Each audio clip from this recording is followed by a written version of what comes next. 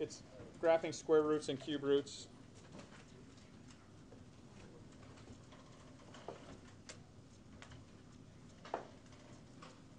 Okay, but really it applies to any kind of functions that you can imagine, but we'll pretty much kind of stick to these two as far as the graphs on them.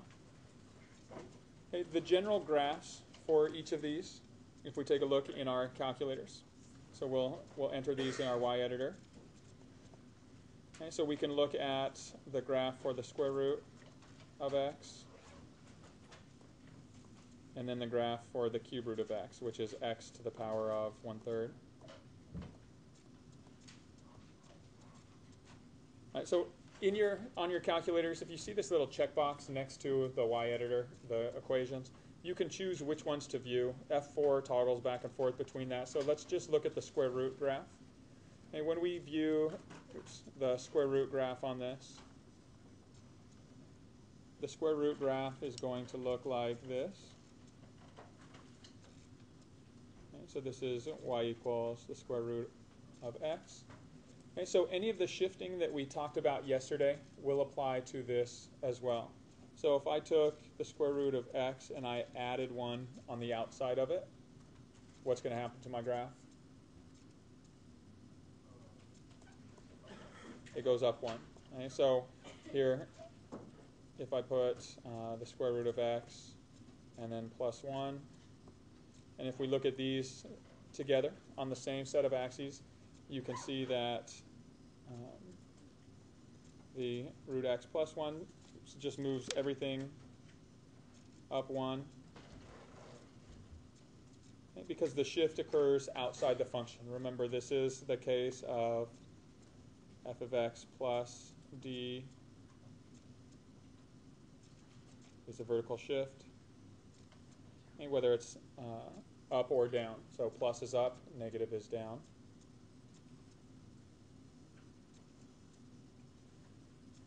And we can also have a shift that happens inside the function.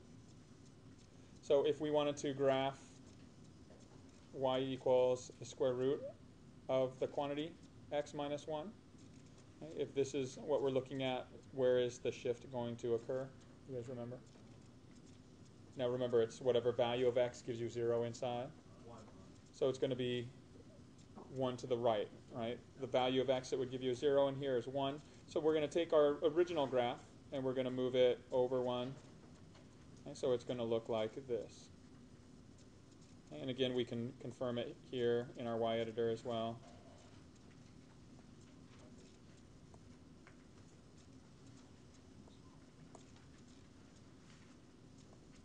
The square root of x minus 1 all in the parentheses.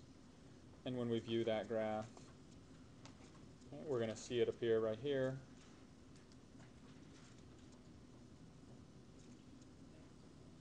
Okay, so those are the shifts that we are looking at. So if we have f of x plus or minus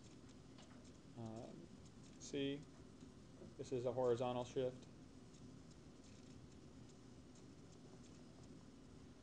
Okay, and the plus winds up moving to the left. The minus winds up moving to the right. Again, remember I'd mentioned this is somewhat counterintuitive. However, if you think of it in terms of what value of x do you put in there to get a value of 0, that will tell you what your shift, where your shift occurs. Okay, the one last thing that we didn't talk about yesterday that I wanted to talk about today is a reflection. Okay, if we put a negative outside of our function, or actually before I talk about the reflection, let's talk about the number in front.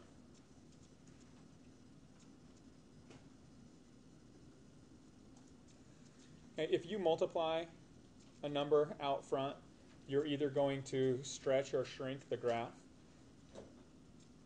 If a is greater than 1, or again, we're looking at absolute value of a. So if absolute value of a is greater than 1, we're going to stretch the graph. And if the absolute value of your coefficient out front is less than 1, then it's going to shrink the graph. Okay, so if I wanted to graph y equals 2 root x, what that means is it's going to take this base function, this red function, and it's going to stretch it. It's going to elongate it a little bit. So if I go back to my y editor, I'm going to erase the two shifting ones. And let's say I just wanted to take and put a multiplier in front. So 2 times that. Okay, if we're going to look at how those two compare, all right, first will be my base graph. And then second, when I stretch this, it's going to be a little bit larger. It's going to start from the same spot, but it's going to increase at a little bit larger rate. Okay, whereas if I were to take that and if I had used a fraction, so a value that's smaller than 1, instead of it enlarging, it's going to shrink it. It's going to reduce it down, be a little bit flatter in this case. So again, I can show that here.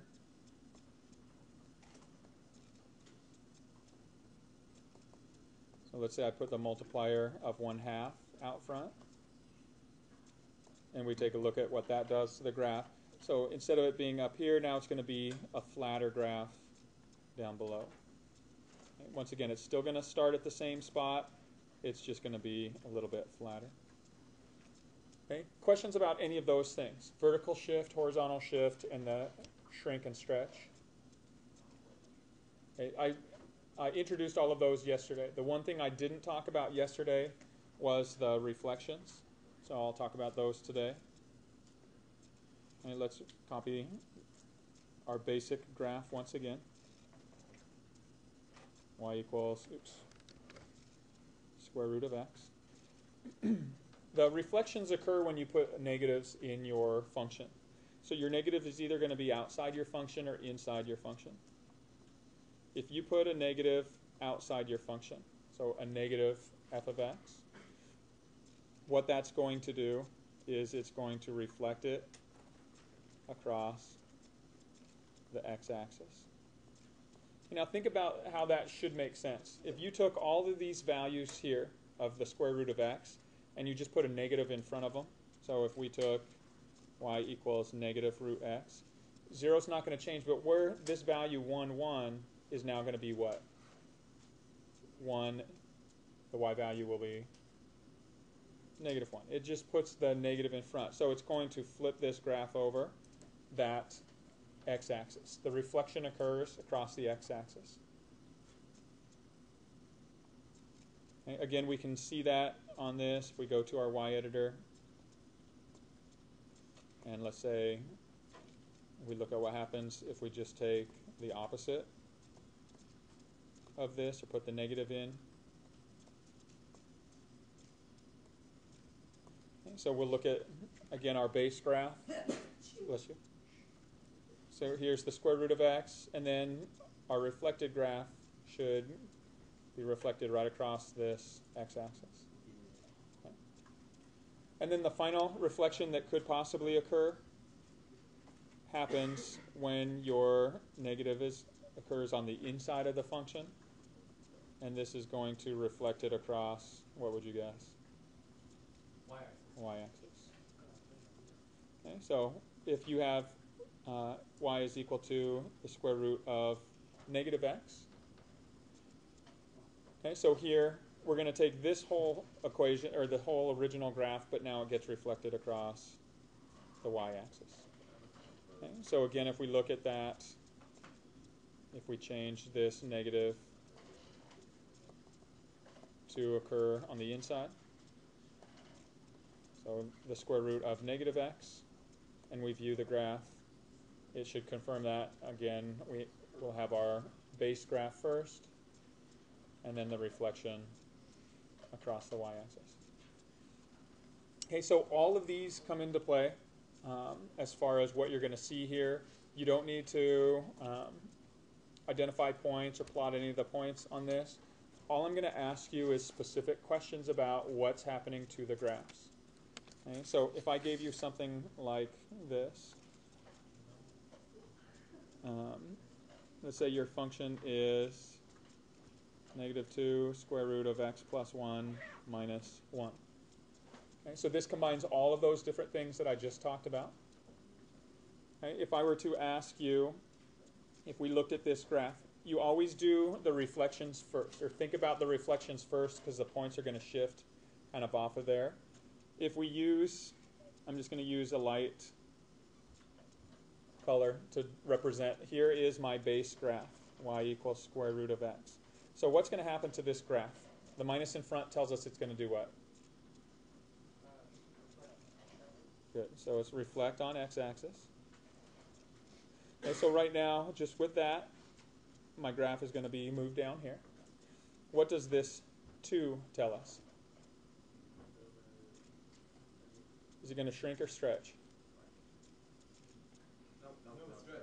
Stretch, right? Again, you're looking at absolute value. Disregard the sign. The sign just tells you reflection. So it is going to stretch. So now it moves from this dashed line to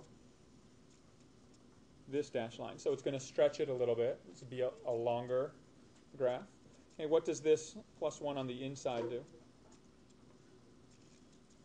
The inside is the horizontal shift. So is it going to shift it right or left?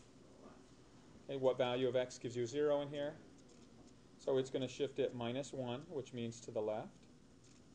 So now this, all the points on this green graph get shifted 1 unit over. So now we're looking at this as we kind of build our graph.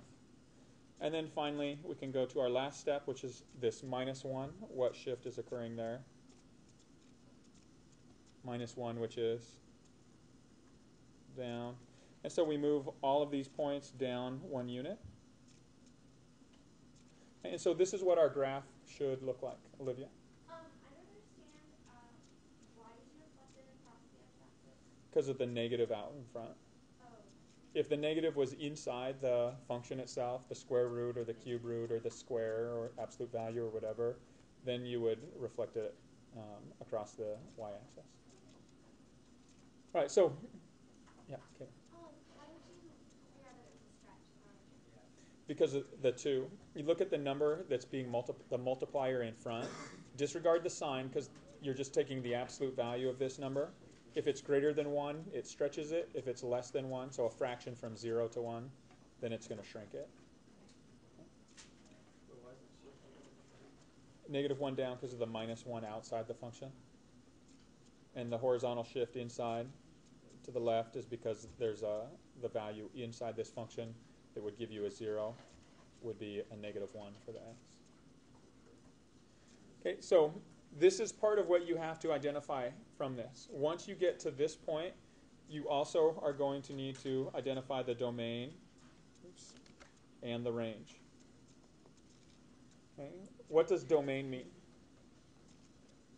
The x values, right? So if we look at this graph, again, the point that we started at was 0, 0.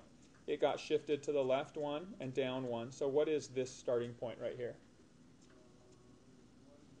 -1, -1, right? It's these shifts right here. Here's the x coordinate, the y coordinate. Okay, so what is our domain? All the x values that start where?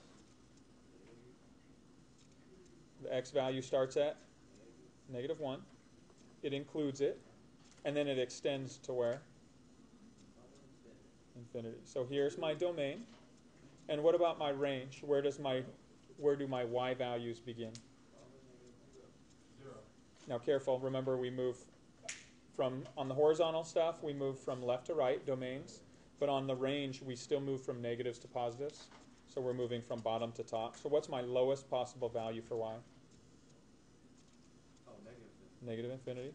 And what's my highest possible value for y? It stops right here, right? Now we're looking at the y's. So it's going to stop right here. -1 is the highest value for y. Okay, so you're going to need to identify all of these. This is what I will quiz you on. Each of these elements, the domain, the range, any reflection, any stretch or shrink, and then any horizontal and vertical shifting. Okay. I can give it to you right now. It's all set up, actually, a day ahead of time. All right. Does everybody Now, when you're setting these up, you don't have to. Notice I did every step in a different color here to show what happens each continuous step. You don't have to do that. You don't have to write all of those. Let me show you how you can approach